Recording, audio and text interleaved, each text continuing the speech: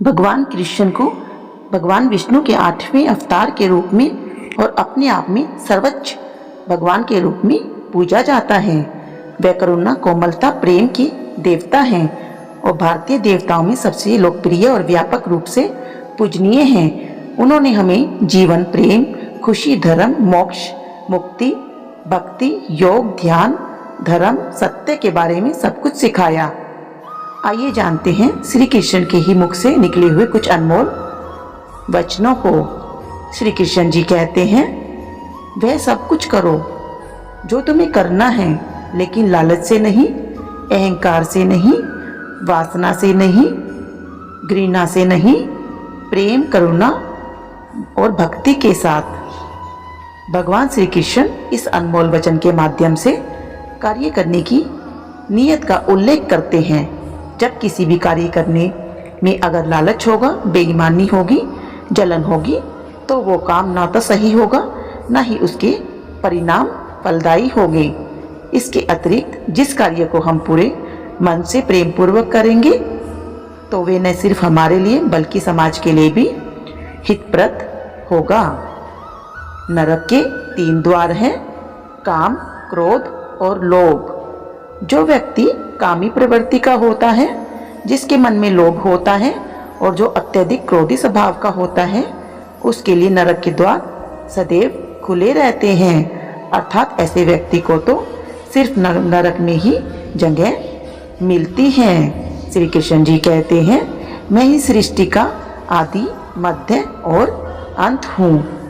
भगवान श्री कृष्ण जी इस सृष्टि के पालनहार हैं। वही इस संसार की शुरुआत थे, वही मध्य हैं और वही अंत होंगे। जो आप चाहते हैं उसके लिए नहीं लड़ते हैं, तो जो खोया उसके लिए मत रो। मनुष्य सब कुछ चाहता है, पर सब कुछ उसे नहीं मिल सकता। आपको जो भी नहीं मिला उसके लिए पश्चाताप मत करो। जो आपसे खो गया, जो आपसे अलग हो गया, उसके लिए निराश मत हो। श्री कृष्ण जी कहते हैं, मैं सभी प्राणियों के हृदय में स्थित आत्मा हूँ। मैं सभी प्राणियों का आदि, मध्य और अंत भी हूँ।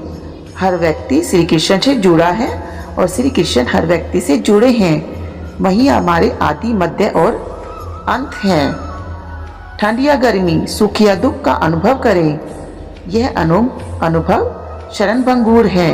वे आते हैं और जाते हैं, उन्हें धैर्यपूर्वक सहन करें। समय एक सा कभी नहीं रहता। आज दुख है तो कल सुख भी आएगा। सुख के बाद दुख भी आना स्वाभाविक है। आपको पूरे धैर्य और श्री कृष्ण पर विश्वास के साथ अपना जीवन निर्वाह करना चाहिए। श्री कृष्ण जी कहते हैं, सत्य कभी नष्ट नहीं हो सकता। अच्छा करने से नहीं डरना चाहिए। लोग अक्सर सच कहने से बचते हैं या डरते हैं, पर सत्य कभी छुप नहीं सकता और ना ही कभी मिट सकता है। कितना भी छुपा ले, पर सत्य तो उजागर हो ही जाएगा। इसलिए जो बात सच पर आधारित हो, उसे करने या कहने और मानने से कभी भी हमें नहीं डरना चाहिए। इस शरीर का मोह मत करो, यह तो माटी है, माटी में मिल जाएगा। अमर तो आत्मा है जो परमात्मा में मिल जाएगी। लोग अपने शरीर को सुंदर बनाने में लगे रहते हैं, पर आत्मा की सुंदरता शरीर की सुंदरता से कहीं ज्यादा महत्वपूर्ण है। शरीर तो नश्वर है, मिट्टी ही तो है, तो मिट्टी में ही मिल जाता है, पर आत्मा अमर है। इसलिए आत्मा की सुंदरता पर ध्यान दो। आत्मा की सुंदरता अपने आप को श्री कृष्ण में लीन करने से मिलती है। जो हुआ अच्छा हुआ, जो होता है अच्छे के लिए होता है। कभी कभी विपरीत परिस्थितियां हमारी वर्तमान स्थिति को अच्छा करने के लिए ही आती है। मन चंचल है, इसे और संयमित करना कठिन है, लेकिन यह अभ्यास से वश में हो जाता है। मन चंचल होता है, यह इधर उधर भागता है, किसी भी कार्य की एकाग्रता का दुश्मन है। लेकिन यदि यह व्यक्ति के वश में हो जाए, तो इससे अच्छा कोई मित्र नहीं है। मन को एकाग्र करना जरूरी है, बस थोड़े से प्रयास और अभ्यास की जरूरत है। मेरे लिए न कोई घृणित है और न ही कोई प्रिय, न कोई निर्धन है और न ही कोई धनी, बस जो व्यक्ति भाव के साथ मुझे याद करते हैं मैं उनका हो जाता हूँ और वो मेरे। श्री कृष्ण उन्हीं के हैं जो श्री कृष्ण के हैं। भगवान तो बस प्रेम भक्ति के भूखे हैं। जो भी उनकी भक्ति में लीन हो जाता है, प्रेम से उन्हें याद करते हैं, वे सदैव उनका कल्याण करते हैं। मैं हमेशा तुम्हारे साथ और तुम्हारे आसपास रहता हूँ, चाहे तुम कुछ भी कर रहे हो। जब भी आप कोई बुरा कार्य करते हो या अच्छा कार्य करते हो, आपको लगता है कि कोई भी आपको देख नहीं रहा, तो यहाँ श्री कृष्ण कहते हैं कि तुम जो भी कुछ कर रहे हो, मेरी दृष्टि सदैव तुम पर है। इसलिए आप यह मत सोचे कि आप अकेले हैं, आपके साथ श्री कृष्ण सदैव है। जो कुछ हुआ अच्छे के लिए हुआ, जो हो रहा है अच्छे के लिए हो रहा है, जो होगा वह भी अच्छे के लिए ही होगा। जो कुछ हुआ अच्छे के लिए हुआ, जो होगा वह भी अच्छे के लिए ही होगा। इसलिए सकारात्मक रहो और अपना कर्म करो। आप वही हैं जिससे में आप विश्वास करते हैं। आप वह बन जाते हैं जो आप मानते हैं कि आप बन सकते हैं। हमारी सफलता और असफलता इस बात पर निर्भर करती है कि हम खुद पर कितना विश्वास करते हैं। व्यक्ति जो चाहे बन सकता है यदि पूरे विश्वास के साथ अपने लक्ष्य पर लगातार चलता रहे। जिस इंसान के चारों तरफ नकारात्मक लोग रहते हैं, उस इंसान का मंजिल से भटक जाना तय है। कहते हैं मन के हारे हार है, मन के जीते जीत। जिस प्रकार सकारात्मक विचारों से सफलता मिलती है, उसी प्रकार नकारात्मक विचार असफलता के मार्ग की ओर अग्रसर करते हैं। क्योंकि जैसा हम सोचते हैं वैसा ही हम बनते हैं और अपने विचारों के माध्यम से ही हमें नकारात्मक और सकारात्मक परिणाम मिलते हैं। अपने अनिवार्य कर्तव्य का पालन करें, क्योंकि क्रिया वास्तव में निष्क्रियता से बेहतर है। मनुष्य ही एक ऐसा प्राणी है जो कर्म करता है, इसलिए कर्म करना प्रत्येक व्यक्ति का धर्म भी है।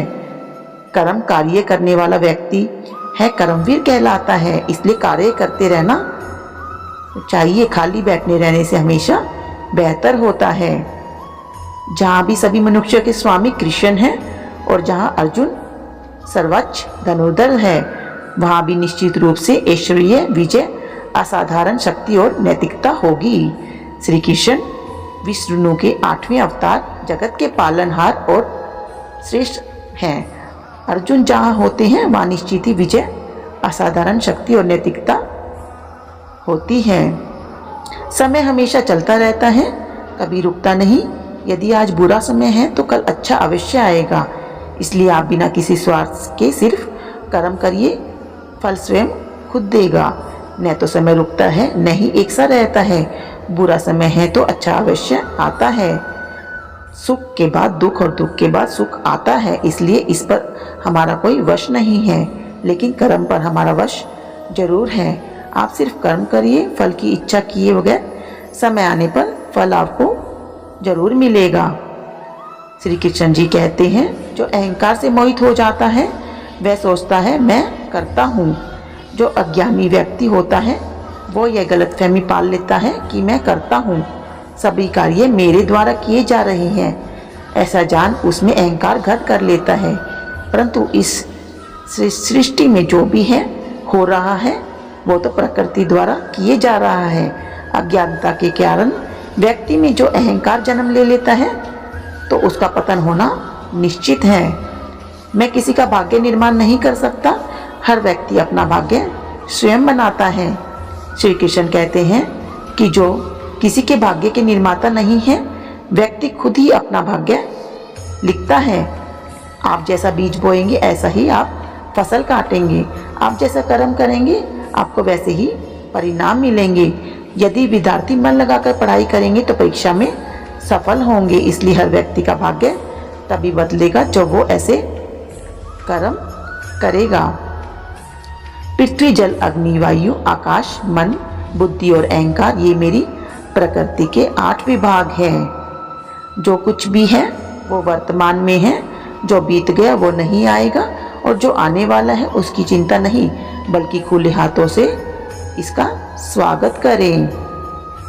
भ्रम और संदेह से परे जब आप भगवान से प्यार करते हैं तो आप हर चीज़ से प्यार करते हैं। तो दोस्तों, वीडियो आपको कैसी लगी हमें कमेंट बॉक्स में लिखकर ज़रूर भेजें।